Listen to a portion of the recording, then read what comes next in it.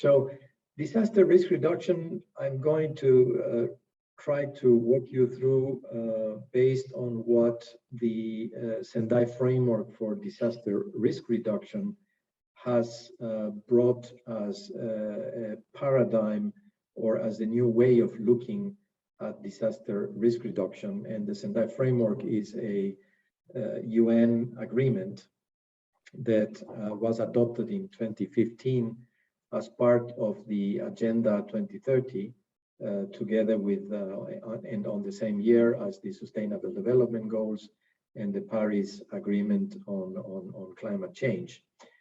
And it looks at disasters, and it actually defines disaster and risk and disaster risk management and prevention and resilience.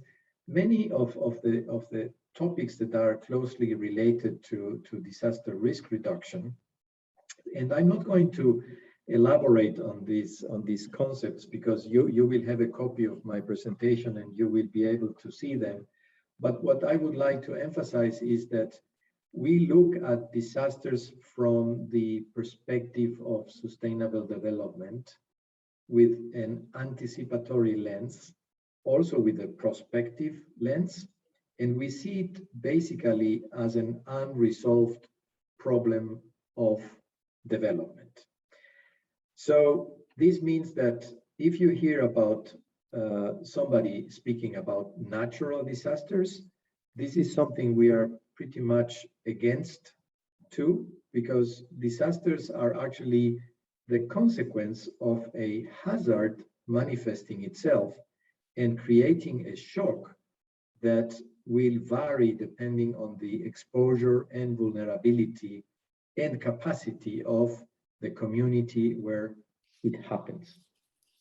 And in terms of risk will always be measured in a way of the potential loss of life, injury, or damaged assets, which could occur to a system, society, or a community in a specific period of time, determined probabilistically as a function of hazard, exposure, vulnerability, and capacity.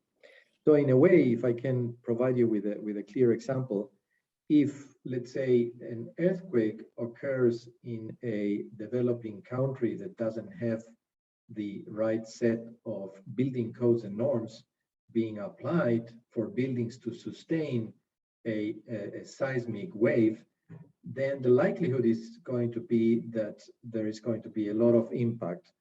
Whereas if this same event happens in another location where there is a lot of compliance with building codes and norms, the impact will be much, much less. So just to give one example. So as I said, I'm not going to dwell on these concepts, but you will have them with you so that you can look at them. The important thing about these concepts is that, and these definitions, is that they were actually agreed by member states. And they were agreed by member states when the Sendai framework was adopted back in 2015, because together with the Sendai framework came a disaster-related terminology that was defined by member states of the United Nations. And all these concepts that I have put in my presentation actually come from this agreement by member states back in 2015. So if you ever want to refer to the concepts related to disaster risk reduction, I do encourage you to use this terminology that is indeed, let's say, the official UN terminology about this issue. So the Sendai framework is very interesting in many ways.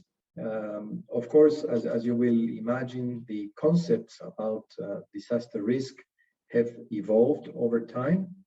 And already prior to the Sendai framework adoption, the need to focus more on the underlying risk drivers of disasters was more important than actually managing disasters. So there was a change in the vision, and it tried to make everybody understand the fact that, of course, when a disaster happens, you have to provide life-saving support and immediate humanitarian assistance. This is extremely important. But providing humanitarian response does not deal with the underlying causes of risk, which are related to poverty, exclusion, of course, the location of persons. In many cases also, the type of person you are talking about. For example, women are much more likely to be affected by disasters than men. And there are other groups that are particularly vulnerable, such as children, youth, and adolescents, elderly population, persons with disabilities, and others. And they usually have a lack of resources to cope, and also nations to undertake risk-informed development. And this is when the forward-looking vision comes, and the goal of the Sendai framework says it very, very clearly. The purpose or the goal, the central goal of the Sendai framework is to avoid the creation of new risk and reduce existing risk. And this is why we see disaster risk reduction as a key to reducing poverty and actually achieving the Sustainable Development Goals as a contributor to the attainment of the Sustainable Development Goals. And that is very important. So it's a bit of, if I may use an analogy that I'm sure it's going to stick in your minds, doing development without the disaster risk reduction lens is like building a car without brakes. It's potentially generating a lot of risk. So if, for example, if you build a school or a hospital in an area that is prone to any natural hazard or man-made hazard for that purpose, you are creating risk. And now with the way in which the earth and mankind has developed in these past hundreds of years, we have been indeed interacting with nature and with the natural resources, and we have been using the space in a way that inevitably has created some risks. So just to give you one example, which is quite of the moment, if you see the volcanic eruption that is taking place in the Spanish islands in front of Africa, in Palma, you see how communities have built around high risk volcanic areas. And of course, we are seeing what the consequences of these are. But it can get actually more complicated than this, but I don't want to make it too complicated. The only thing that I want to say is that we are currently looking at disaster risks as a systemic issue, because risks do not happen in silos, and they can indeed interconnect between each other. So just to give one example, if we talk about the pandemic that we are currently going through, COVID-19, we can see how one virus that started to appear in one city within very short period of time spread across the world, creating a pandemic and affecting literally every aspect of human life on Earth. And we have seen that these interconnections and cascading effects that the virus has had tell us very clearly about how systemic risk is and how we have to actually understand this fact, because it has to do with all the way in which we have also lived our life and the current society, how it is interconnected globally, and how something that happens quite far away can actually impact you. But on top of all of this, and I'm not going to enter too much into this slide, but just to mention that risk is quite a complex issue. It's not just, you have rain and rain creates flooding. No, it's more than that. It's rain creates flooding. Flooding can damage a facility which either creates toxic products, or a facility that can have an impact on the life of people. So it's a combination of things that happen in a way of a cascade, really moving from one to another aspect of human life. This example here is of the multiple breadbasket failure, and you can see how the current context with some building stressors can suddenly or gradually reach some tipping points that bring the system to a failure. And this is the concept that we currently use for disaster risk. So in a way, we need to move from the circle you see on the left, which was in a way giving more emphasis to disaster management and disaster response, as opposed to risk prevention and the prospective view that I'm trying to communicate to you, to the right-hand side circle, which actually underlines the need for having a preventative approach towards risk, and to the fact that we live with some level of uncertainties that we need to factor into the analysis of risk so that we can be better informed. And the Sendai framework, as I was saying, is a substantial blueprint for how the world can achieve a substantial reduction in disaster risk and losses by 2030. And it has a number of priorities for action, basically 4, which are there on the slide. First, understanding of disaster risk needs to be improved. Secondly, the risk governance for disaster risk reduction needs to be strengthened to making it possible for us to manage this disaster risk. Thirdly, there needs to be higher investments in disaster risk to build resilience.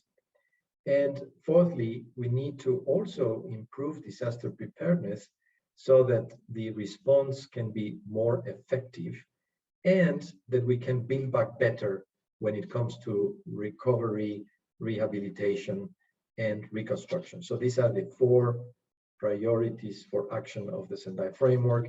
And it is the first time that the international community agreed on a number of global targets, 7 global targets, 4 of which are related to reaching substantial reductions in number of people killed by disasters, 2, number of people affected by disasters, 3, to reduce the direct economic loss in relation to the gross domestic product, and 4th, to reduce disaster damage to critical infrastructure, particularly schools and hospitals, and the disruption of basic services.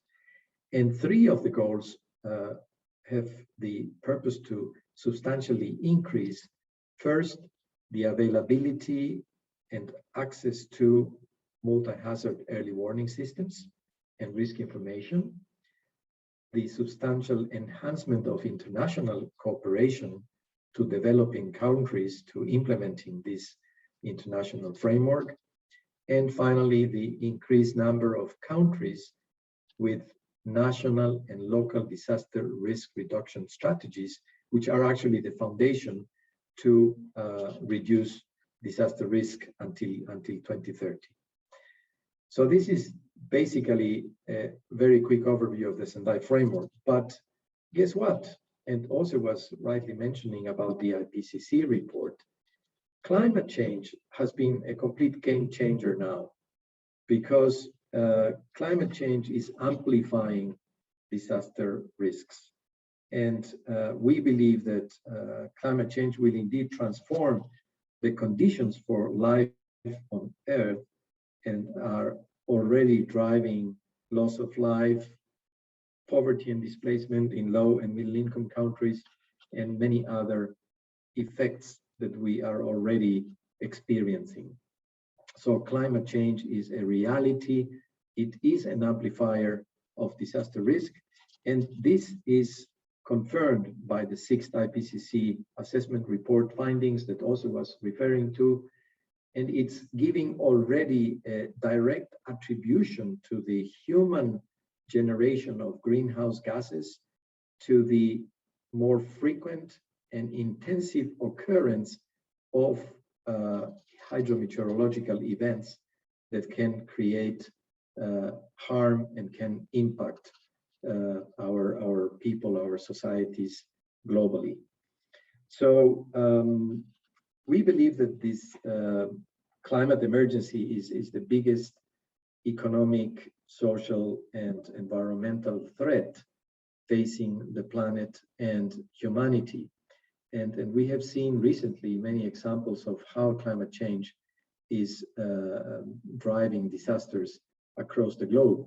We saw earlier in the summer in Europe, particularly in Germany and in also in Belgium and other places, where they registered precipitations in a few hours, less than a day, of what usually is registered in an entire month.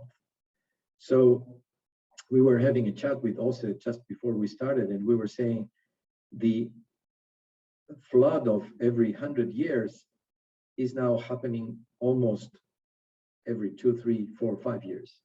And this is the same with cyclones in the Pacific and the Caribbean region. It's the same with record heat, as we saw in the Western Canada and Northwestern US. It's everywhere. We have seen what's happening with forest fires, with more acute droughts that are driving, food insecurity in many countries, and many other ways in which climate change is manifesting itself.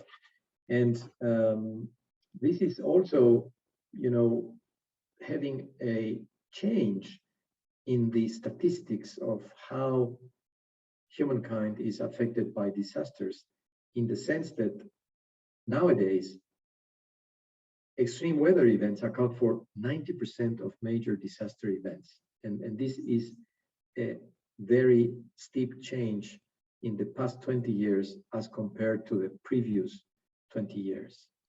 So this is, of course, quite alarming. And this is why we are sounding the alert that we need to be serious about not only reducing emissions of climate change, but because climate change is already there, we need to emphasize on the need for adaptation.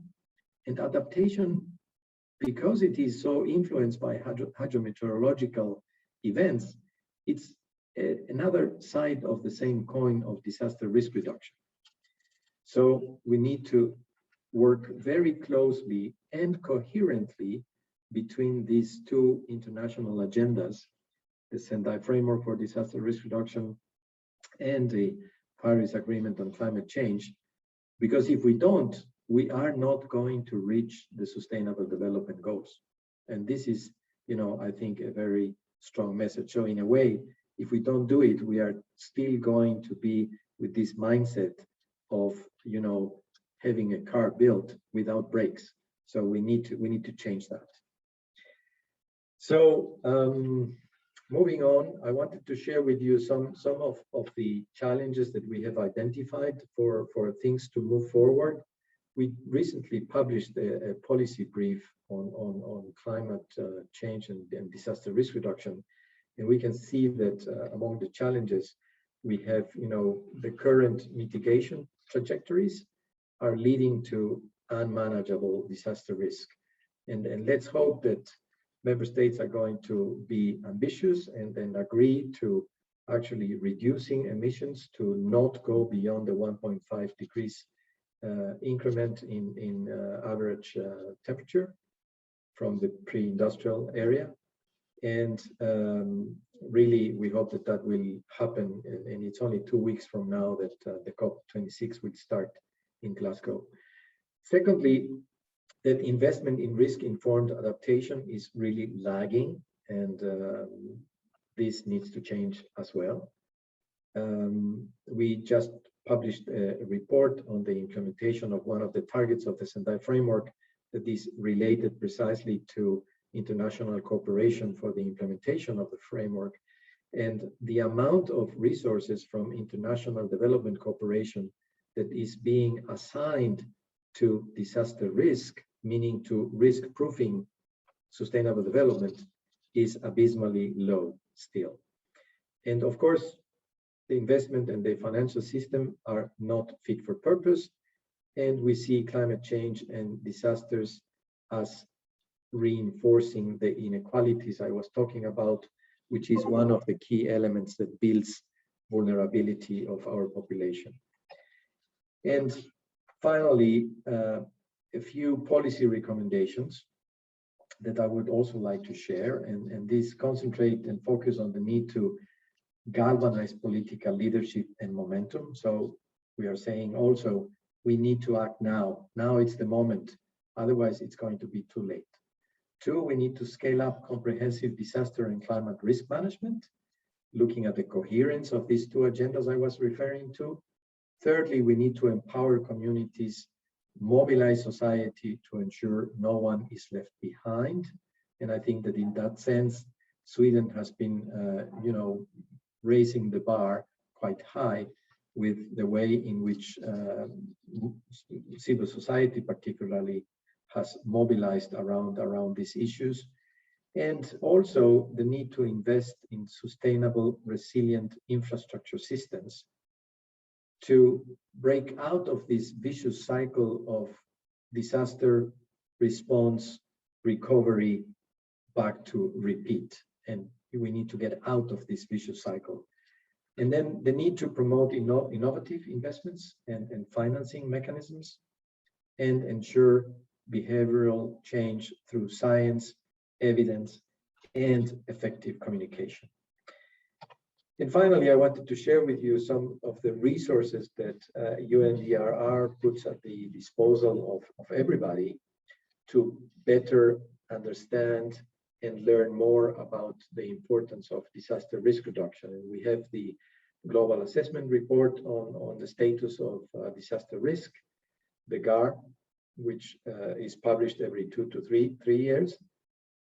The next GAR actually will be launched in May 2022, where we will have our global platform for disaster risk reduction hosted by Indonesia. Then we have Prevention Web, which is the world's only online DRR knowledge hub, visited by more than 100,000 users every month.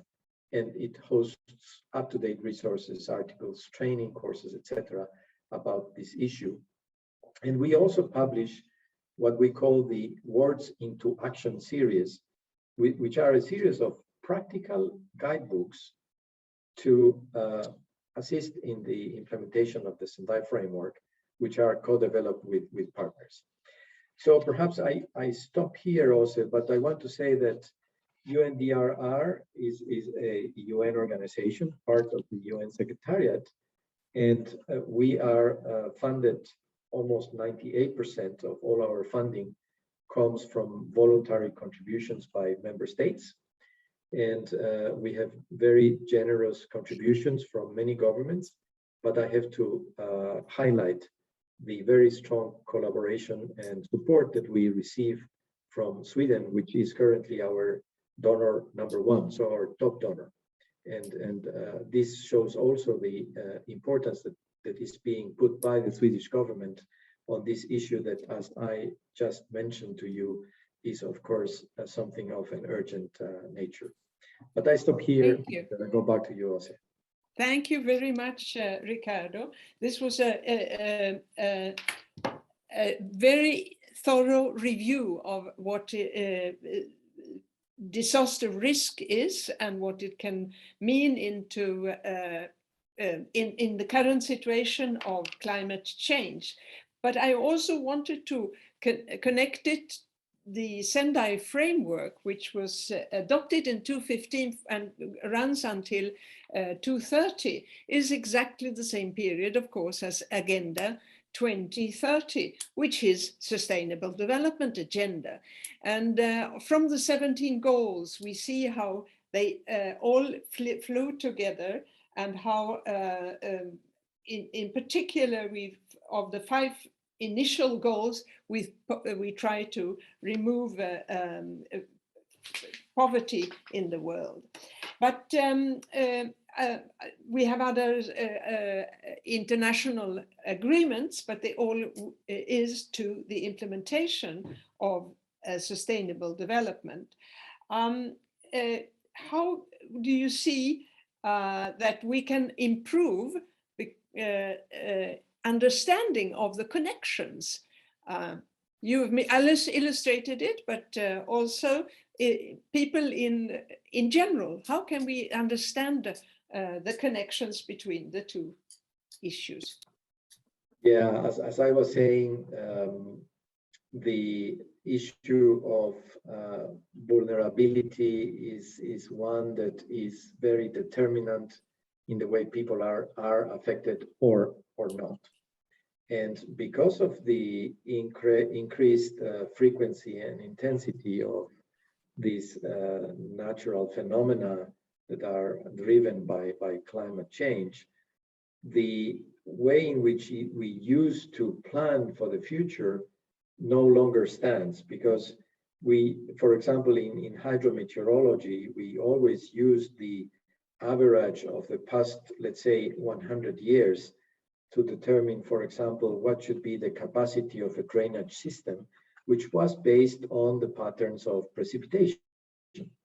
But with the impact of climate change on these events, now it happens that, you know, we are seeing that the history is not longer a good indication for the future, and these are really being records broken almost every single year with the amounts of precipitation. And this has, of course, an impact on how cities get flooded, because the drainage system was designed based on certain criteria, which no longer stands valid. And this is one way of, you know, easily understand how these things are directly linked. And we also have an increasing urbanization all over the world, not just in the developed world. In fact, perhaps the urban draft is even stronger, perhaps, in developing countries.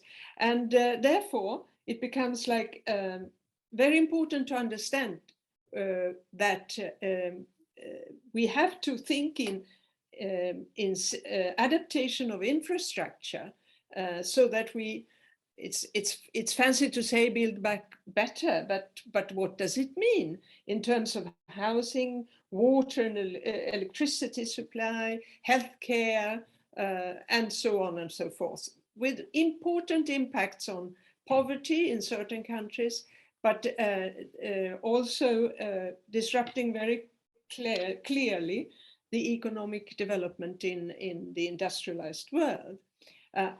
Do you see interest? Do you see work on this being done?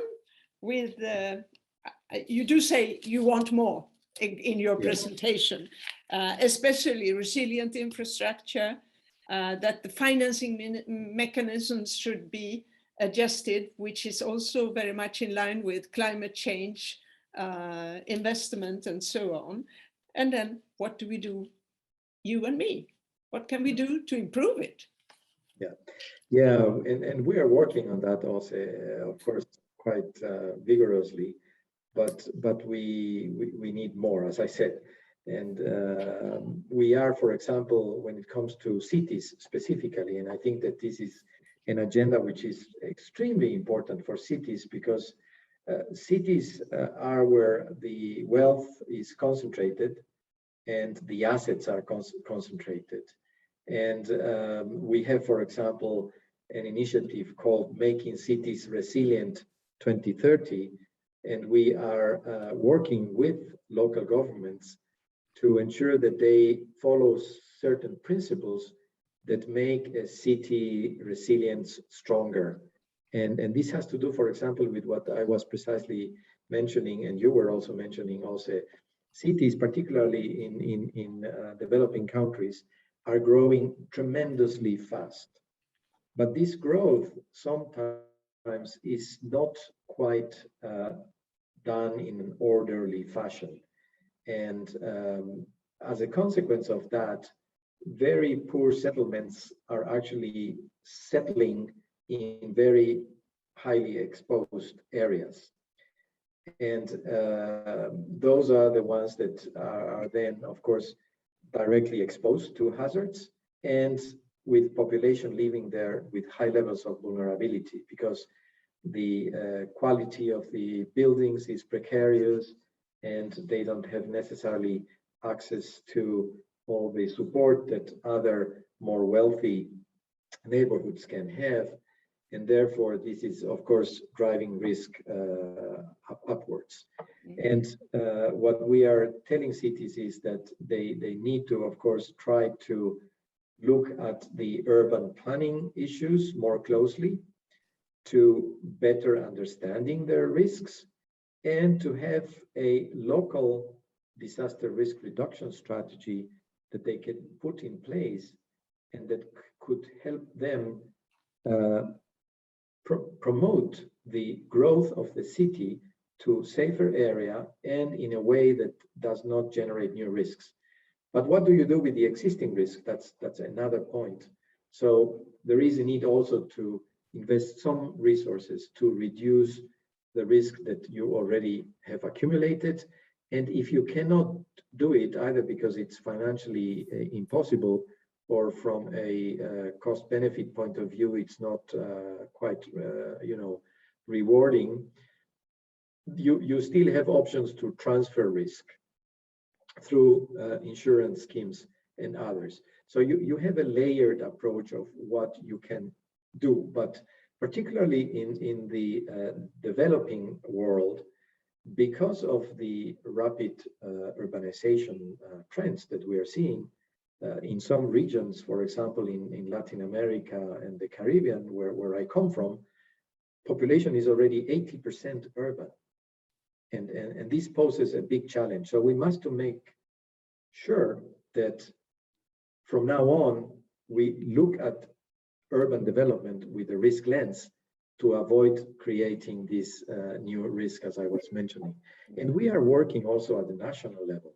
For example, as the focal point for disaster risk reduction in the United Nations, in every country where we have a presence, we are working very closely with the resident coordinators and the United Nations country teams to make sure that the common country analysis and the cooperation frameworks that are agreed with the government on the key areas where the UN is going to support are also considering disaster risk as a key element of this. And then I remember when also was a resident coordinator herself, we started in Ecuador with an initiative that brought all the different agencies, funds, and programs together to create a team looking at the preparedness and prevention aspects to support the local national government, the host government, in better managing disaster risk and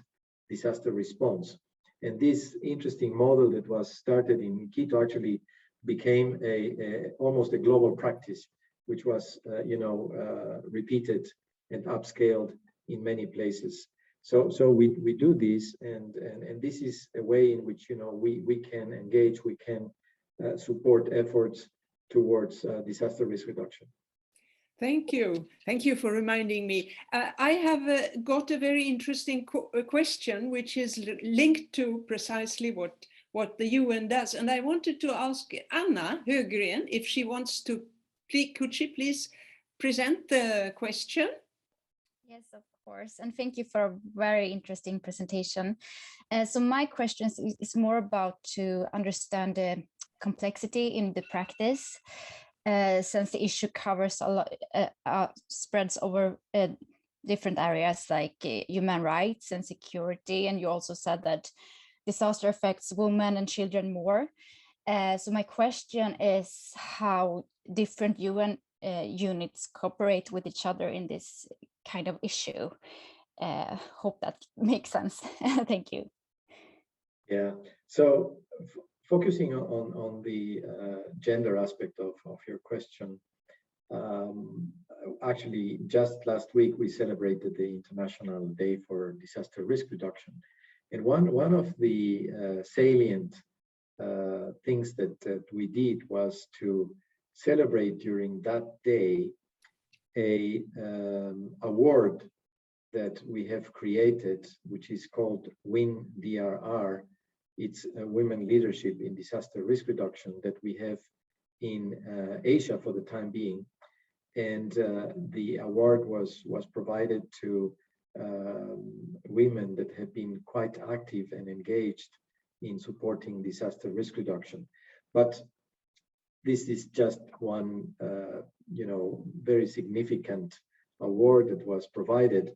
But just to mention that we are pushing for a gender conscious disaster risk reduction agenda, making sure that women are integrated and are considered as part of the stakeholder groups that participate both at the local government level and also at the national level to add the gender perspective to these national disaster risk reduction strategies. And we know, based on the several reports that have been produced by the United Nations, that indeed women are very much affected by disasters in a very different way than men are. For example, it is very common that after a disaster, whether it's on the rural area or in urban areas, the men usually go out to try to find work, a job, because they have lost theirs because of the impact of disasters. And many times they leave women and children behind, and women have to face the managing of their families without support from men. Women are also sometimes discriminated and are suffering disproportionately because of the need to find access to food and water, for example, because of being put in the situation of having to survive with their families without additional support. And this is just one example. I mean, I have many examples I could speak about. In some countries in the world, women are not used to learning how to swim. This was, for example, in the case of the tsunami in the Indian Ocean. In many countries, the people that were mostly killed by the tsunami flood were women, because they were not used to swimming. And this was a cultural issue. So there are many, many ways I could go on and on and on with other examples. But we have a lot of literature which highlights the particular conditions of vulnerability that women face vis-a-vis disasters, and therefore the importance to engage women in the discussions about how to reduce risk, so that that is well informed from the gender perspective. Thank you. You also had a very interesting illustration in the beginning of your presentation, where you illustrated tipping points of a sudden or a gradual tipping point, which is exacerbated by climate change and an onset in a disaster. Among the things that you show was that it impacts on food security. But this again has strong impacts in the society as a whole. It can destabilize both the market and political systems. It can lead in very bad situation, food riots, migration, of course. We're speaking about migration as a result of economic and climate change issues. But even more so, it can impact highly the civil unrest, food riots, and even conflict. So that's an important issue as well. And here we have the framework of women, peace, and security. So women should be present also there. But would you like to say something about the Sendai framework and how it can prevent also getting the society into such tipping points? Yeah, the whole framework is exactly to try to avoid getting to those tipping points. And interestingly, which I did mention during my presentation because of basically not having enough time to elaborate, but now you give me the opportunity also. The Sendai framework has a scope which is broader than just natural hazards. It goes into the man-made hazards and related environmental, biological, and technological hazards and risks.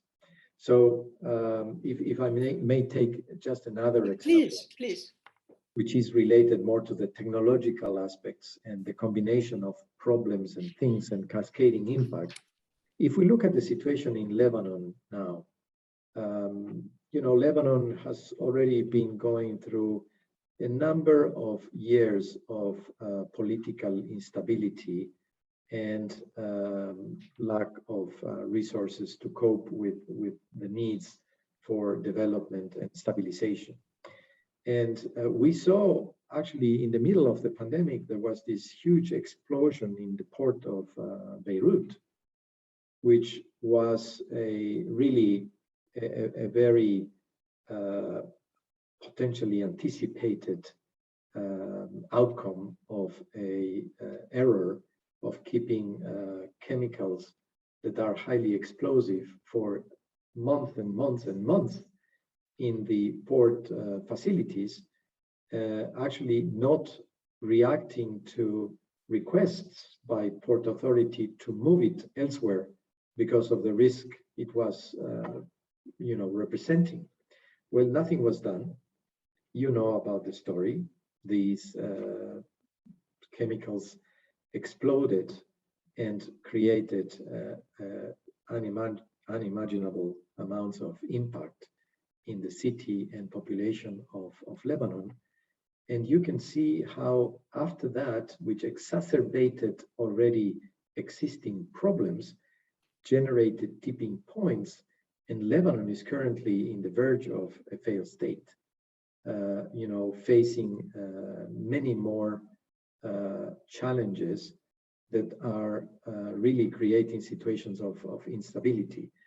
Financially speaking, the country is almost broke, and now there is an absence of basic services and access to many of the things that people need on a daily basis. So I'm just trying to expand this to other areas as well, just to show how the systemic nature of risk again repeats itself in many types of different types of situations. We are getting close to the end of our lecture, but I would like to you also to perhaps speak a little bit, not only about inundations, which have been so present in Europe and even in Germany and Belgium, for instance, but also in Sweden, north of Stockholm, we had a very strong impact of very high precipitation. But we have also another effect of climate change, which is forest fires. And they have also been hampering economic activities in Europe and on the other side of the ocean. Would you like to say a few words of this with just a few minutes left? Yeah, well, this again is a problem which, it's highly attributed to rise in temperature as a consequence of climate change. But it also puts into question the way in which forests are being managed. For example, in California, which is one of the areas that has been hit hardest by forest fires consecutively over the last years, the issue has not only been the increase of temperature, which can ignite, forest fires, but also the way in which the power grid has been set up in forest areas without taking the necessary precautions to avoid it becoming the potential start of the fire. So what I'm saying is there are many already known ways in which forests can be managed in a sustainable way, and ways in which you can prevent forest fires from spreading so widely as they are happening now, in Portugal, in Spain, in Greece, in Italy, in the US, in many places. So it's always a combination of things. It's not only one thing that creates the problem. So I have to say that, of course, we are going to be looking at more of that type of event increasing in the future because of global temperature rising. But that's why we have to start looking with a wider angle, if you want, to understand that there are things that are connected, cause and consequence, and we need to find them so that we can break the potential connections and avoid the cascading of effects from happening.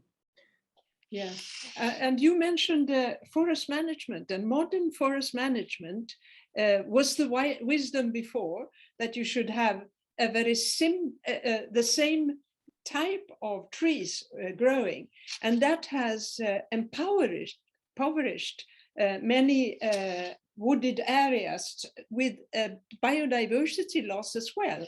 So here we see how also the biodiversity plays into increasing risk. Not just that we will lose bees and many nice shrubs, etc., but it actually has a very great impact on possibility of increased forest fires. Just as an example, the large forest fires that we had in middle of Sweden in 2018, the analysis of what was the main risk was that the harvesting of the forest was done in a time of very dry and very warm. So there was ignition from the machinery. And therefore there are new rules on when you can use and what should be the conditions. Hopefully, we will also see that we have more forest management taking into account the biodiversity issue. And there are many who are working for that. I think we will be rounding up. You have given us example of